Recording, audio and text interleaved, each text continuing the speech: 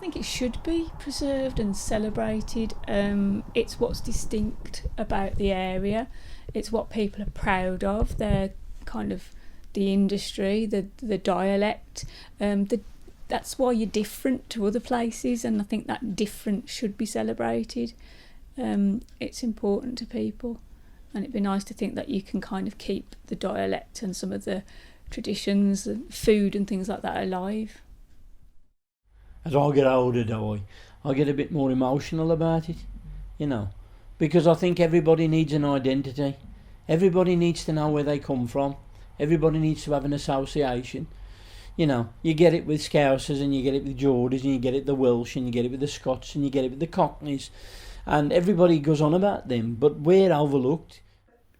My girls always know when I've been with Dorothy, my sister down Gornal, because they'll say to me, Mum, and I'll say what? And I said, what are you saying?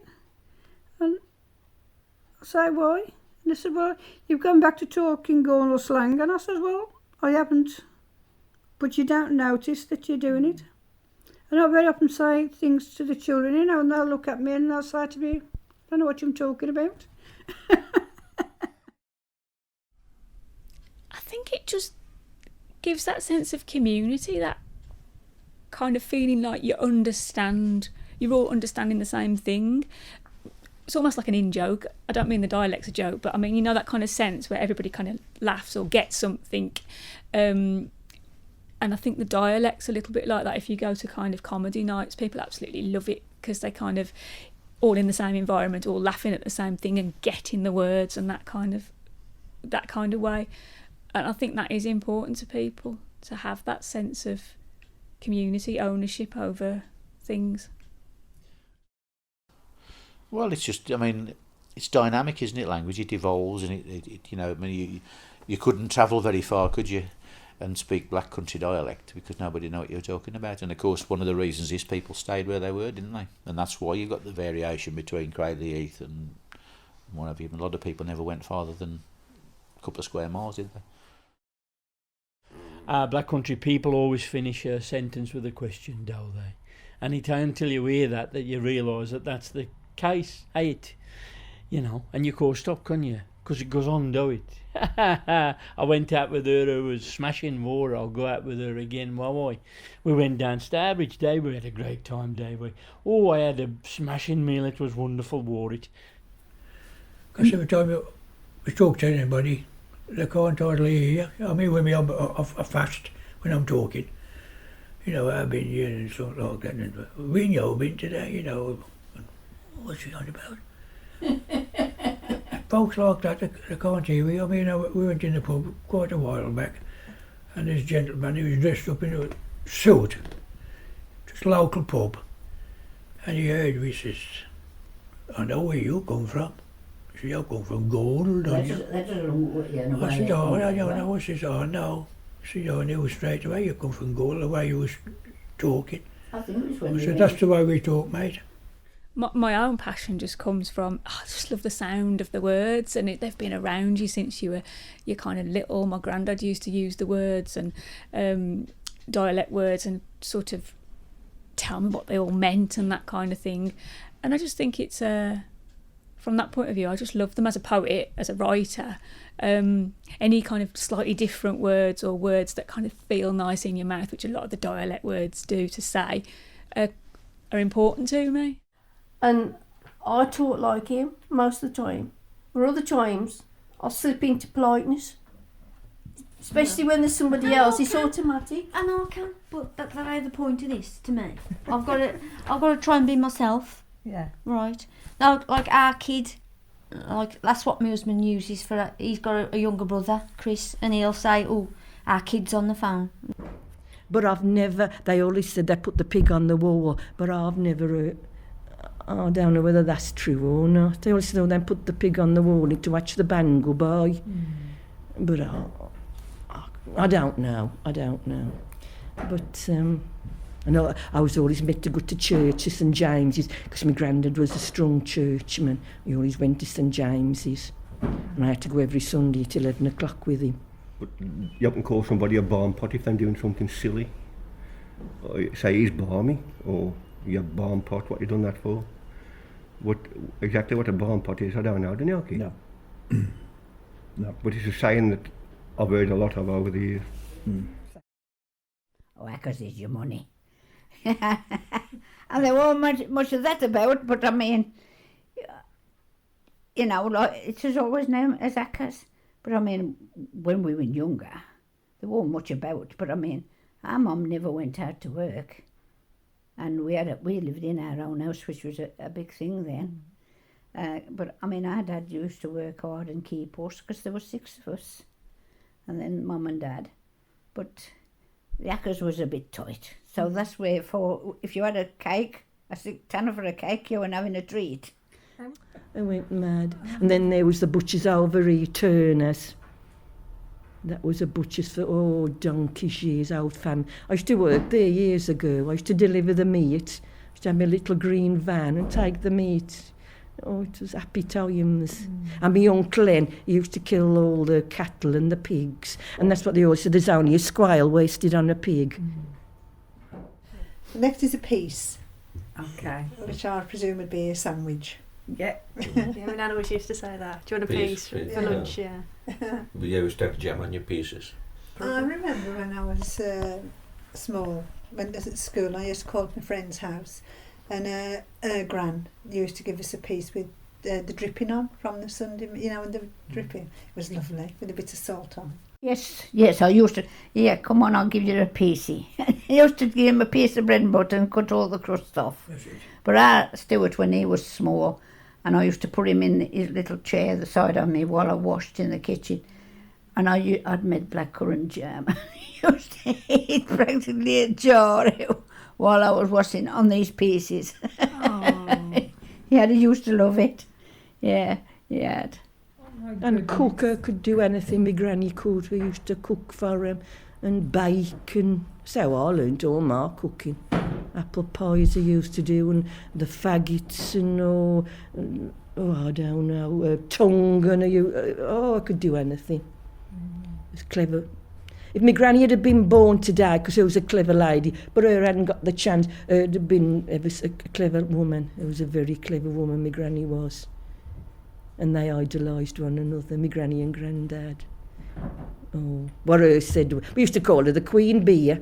Mary Owl's the Queen Bee. And anything my granddad, all right, Mary.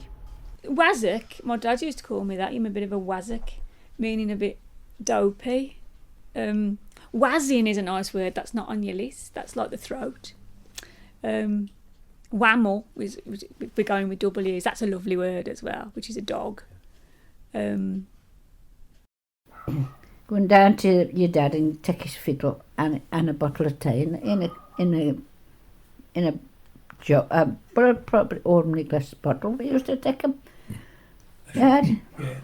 Your donnies is a term you use when you're washing the baby's hands. Yeah.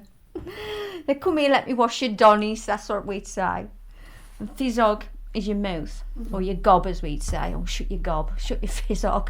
But Randy would probably say, if he was talking broad or common, he'd say, oh, shut your gob.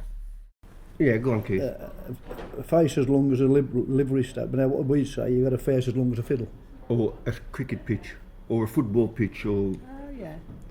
You know. Never heard of that. So it's face, well, you say a face as long as a fiddle. A face, yeah.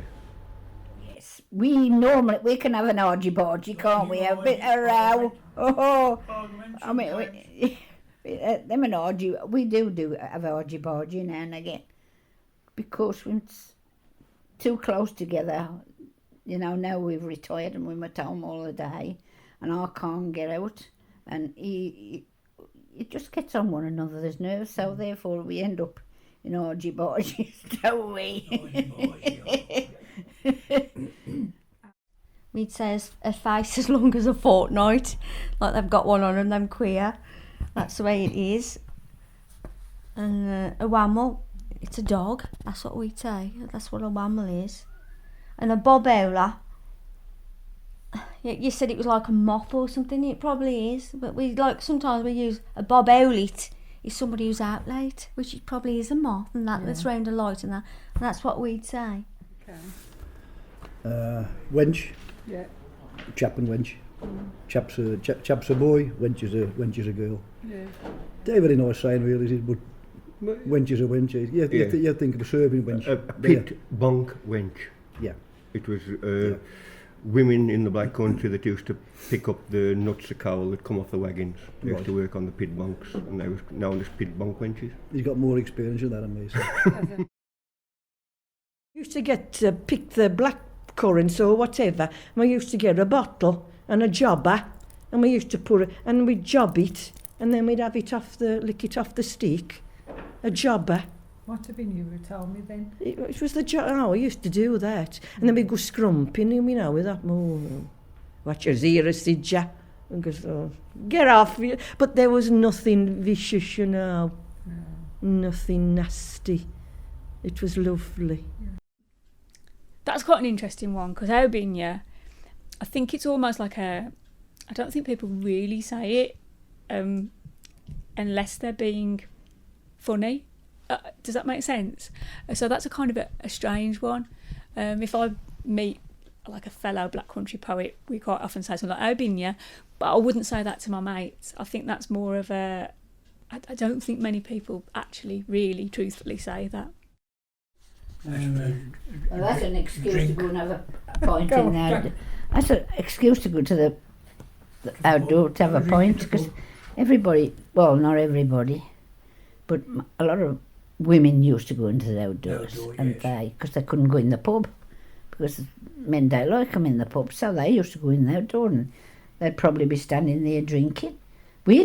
Our mother never went in, but we used to fetch the beer in. We used to fetch, we used to go to, there was a lovely pub round the Limerick, just round here, and Mrs. Harvey used to sell beer. We used to go to Harvey's until if they were shut, we had to go to the pub, and there was outdoor, and you'll find women standing in the outdoor having a drink. Because my Aunt Mary used to fetch her beer, but we always had her half a pint in the outdoor as well as fetching the beer in. Half a pint of beer at the outdoor. At the you went to the Spriggers Arms. They had an outdoor when we was younger. Like when we hadn't been married long, and Stephen used to go and get a bottle of beer and a bottle of lemonade, and make a shandy. That's what he used to do, because we got kids young, and you couldn't take the kids in the pub then. It was a steel pony pub then. I mean, it's knocked down now, it's all houses. They used to have an outdoor swimming pool. And there was about 6 of us, and we used to go when it was lovely, and we'd stop all day. We'd be sandwich and we'd bottle of pop, and then we'd come all the way back. Nobody worried where I was out, you know, we used to be 6, 7, 8, 9 hours. You hadn't got to worry where I was. And the old ones, they'd sit on the steps, just sitting and talking, never locked the doors, no, nothing. And the old, all is in black, you know, they got the black pinners on, and it was, Because Nanny Ord used to shout, "Oh, there's a bob howler, get it out, get it out." She's not even my nanny, but like we used to share a caravan with some friends of the family, and so that bob howler thing, but she was Wednesbury, and that was the first time I heard bob howler. Was there, but I like bibble. Bibble's a lovely word, and I've not heard that anywhere else either as yet. And that's a little pebble or a stone. And my granddad would say to me, "I'm like a bibble in a can," and I think that probably meant noisy. I don't think I was really, or I wouldn't shut up. But I kind of like that, bibble in a can. When you'll have it dark, that could mean a stack of things like. You're waiting to go out, and your partner or your wife, husband, ready, and say, "Come on, you'll have it dark," or it can mean a stack of things really. You're walking down the road, and you're going somewhere, and you're hanging about. You'll have it dark. You know what I mean? It means, come on, hurry up. And back of rackums, it's like a term used like if you're on the game. That's what we'd say, but we wouldn't say, "Oh, the back of Rackhams." We'd probably say "under the clock" at Wolverhampton. That's our saying. Now, anywhere on the surface of a coal mine is called on the bonk. And you're going on the bonk. If you was in the pit bottom doing something, they say, "You're going on the bonk." "Oh yeah, you're going to the surface." You see, so the actual waste pile isn't necessarily the pit bonk. So pit bonk wenches would be women Because women were not allowed by law until recently to work in a coal mine anyway. They're only allowed, that was banned in the 1840s or something. But they worked on the surface, usually sorting stuff out in the screen, sorting out the rubbish from the coal. And that's where women would have worked. And that's why they're called pit bunk wenches. Any hill that you was going up, that's how it's a tidy bunk. And like Barrow Hill, or Barry Hill as we call it, that's the biggest bunk in Gornal. It's just a steep incline, a bunk. Oh, hide and seek and cowboys and Indians and... Take your bow and arrows, wouldn't you? Get your bow and arrows, yeah. There were some accidents with them bows and arrows. And your little pellet guns. I mean, there was no health and safety. We got pellet guns and we used to shoot over one another's heads. And I know somebody that lost an eye with an arrow. But, Podging to me is when we used to like go over the field when we was kids and we get berries and that and a jar and a peach podge, something like that we used to call it, when you used to get all the raspberries and the strawberries and then put a bit of sugar in and you'd ate off a stick. Can you remember that? No, oh well, I was probably a bit more common than you are, isn't it? Oh yes. Our mother always used to pither about. So it's like shuffling about, you know, like, and all them doing something in one place and then all of a sudden I'm somewhere else. And when you're pithering about again, but that's when you're interfering and looking for something. I'm looking for something and I'm pithering. Pithering about. Yeah. It is walking. It. Get some armour. Well, because people didn't they? You know, it's like get some welly, it's all the same sort of thing, really, and it's just get some armour, because a lot of armouring went on round here, I suppose, if you hit it hard. When I nod my head, hit it. Clam to death. That's another one, you know about that one. You know what clam to death is, Dave? Hungry. I'm hungry. I could eat an os. Not a scabby os like you've got there. I've heard that one, but where I come from, it was eat an os. I could eat an os. I'm that hungry, I could eat an os. And Jed. He's dropped down Jedi. There used to be Mrs. Timmins, who lived in our street, New Street, babby, and when they was having the babby, deliver the babbies, or would lay them out. Go and fetch Mrs. Timmins, or do it. And they used... when somebody died, you mean? Yeah, they'd go and lay them out. So Mrs. Timmins would lay them out, and they used to give her a bit of money. Or if you don't have a babby, no. But there was a lovely nurse, who was named Nurse Oyard. Oh, he was a lovely lady. And I used to come, you know, and deliver the babies then. Yes, love that. It's because, I always liked my bacon dipped in the liquor. So you have a piece of liquor and the bacon was put on it. And fantastic. It don't taste the same now, is it? Because nothing comes out the bacon, doesn't have any liquor. Does it? Nothing comes out on it, no fat. And the dripping that used to come out of the meat. God, that's beautiful, wore it. Yes. Canting? Go on then. Talking? Like women do in canting. Talking away. And you normally get, there you say, the women will be on the corner canting. You know, little gangs of people canting away. That's what that is, talking. I think so long as there's access to it still, it struck me when I was talking to some children over in Gornal that they didn't know some of the words, but they were, when I kind of told them the words and we were trying to guess what they meant, they were intrigued by the sound of them and this kind of thing. And I think it would be nice for them to have access at least to things that kind of can remind them of what the words are. I mean, personally, I'd like to imagine that people might still use them actively in an everyday kind of a way, and that, you know, children might absorb some of that and carry it on. But like you say, things change. And we have, in the past, had a monumental effect on the fortunes of not only this country but of the world, when they used to call us the workshop of the world, and the endeavour and the inventions that came out of the Industrial Revolution, which came out of the black country. Then you realise that you should all puff your chests out and be so proud of this place, and proud of the humour, and proud of the dialect and the accent. We ain't got a face, we ain't got a side, we are who we are, you know, and people should accept us for what we are, and we can laugh at ourselves, and we can laugh at our situations. An expression out there, you gotta laugh or you'd cry. And I think that is so apt to this area of the country, when you look at some of the horrible work that people had to do, and all those people, we should look up to them, because they are the reason why we are where we are today, because some of the inventions and the work that they had to do down in the coal mines and making the chain and making the nail, it helped to make this area for a while very industrious and very, very wealthy. And I think that is the greatest thing that I can stand up and say. I'm a black countryman.